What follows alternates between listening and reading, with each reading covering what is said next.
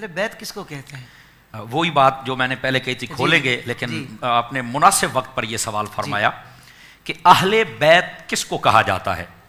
شیخ عبدالحق محدث دہلوی رحمۃ اللہ تعالی علیہ، جن کو شیخ محقق کہا جاتا ہے اور شیخ محقق علی الاطلاق کہا جاتا ہے، مطلب ان کی بات حضرت شاہ صاحب جانتے ہیں، بڑی ہی معتبر بات ہوتی ہے اور بڑی ہی اتھنٹک بات ہوتی ہے۔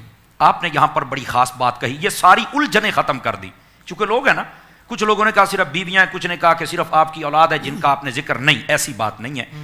نبی پاک صلی اللہ علیہ وسلم کی یہاں پر جو آل پاک جس کو مراد لیا گیا ہے، فرمایا سب سے پہلے آپ کی بیویاں مراد ہیں، اس کو اہل بیت مسکن کہتے ہیں، اہل بیت سکنا بھی کہتے ہیں، کہ جو گھر والیاں ہوتی ہیں، بیویاں بھی آ گئیں۔ دوسرے نمبر پر فرمایا کہ اس سے مراد نبی پاک صلی اللہ علیہ وسلم کی وہ اہل بیت جو آپ کے گھر میں پیدا ہوئی، جس کو اہل بیت ولادت کہتے ہیں۔ سبحان اللہ، یہ نبی پاک صلی اللہ علیہ وسلم کے گھر میں جو پیدا ہوئے، جن کو یہ اعزاز ملا کہ وہ حضور کے بیٹے ہیں، بیٹی ہیں، نبی پاک صلی اللہ علیہ وسلم نے، یہ دوسرے نمبر پر، ان کو اہل بیت ولادت کہتے ہیں۔ اچھا، تیسری بھی ایک اہل بیت کی قسم ہے، اس کو اہل بیت نسب کہتے ہیں۔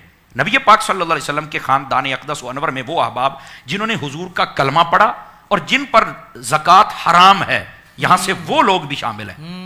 یہ اس کا مفہوم ہے۔ آپ نے پوچھا اہل بیت کس کو کہتے ہیں، تو یہ بات کھولنی تھی تو یہ کھل رہی ہے۔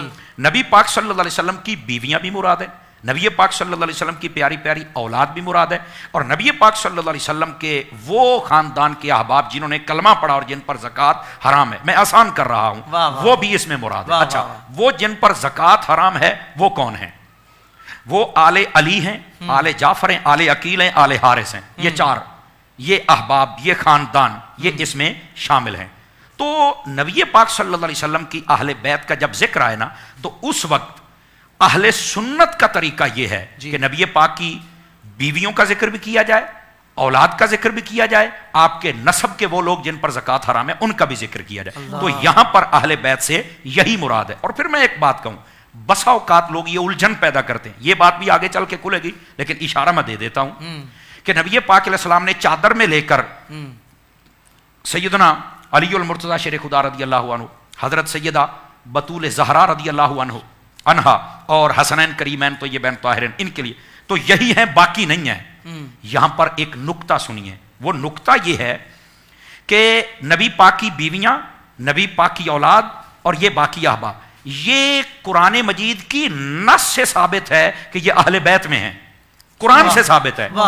یہ جو پنجتن پاک ہیں یہ حدیث سے ثابت ہیں۔ حدیث والوں کو مانتے ہو، قرآن والوں کو کیوں نہیں مانتے ہو؟ یہ نقطہ بڑا سمجھنے والا ہے۔ تو قرآن والوں کو بھی مانو، حدیث والوں کو بھی مانو۔ تو یہاں اہل بیت سے یہ تین چیزیں مراد ہیں جن کو میں نے آپ کے سامنے عرض کیا ہے۔ ساتھ ہی ساتھ